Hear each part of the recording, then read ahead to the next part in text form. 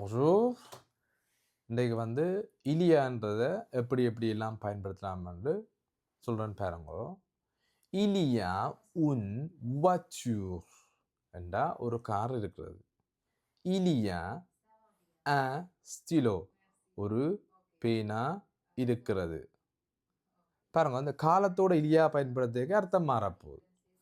இலியா un mois என்றா ஒரு மாதம் ஆகிவிட்டது. இலியா 3 ans என்றா 3 வருஷம் ஆகிவிட்டது. பாருங்க, இன்னும் ஒரு விதமாக நான் சொல்ல போறேன் பாருங்க. Je suis arrivé au Canada il y a un an அப்படின்டா நான் கனடாவுக்கு வந்து ஒரு வருஷம் ஆகிவிட்டது. என்ன உதாரணம் பாருங்க. J'ai commencé à apprendre le français il y a 4 ans.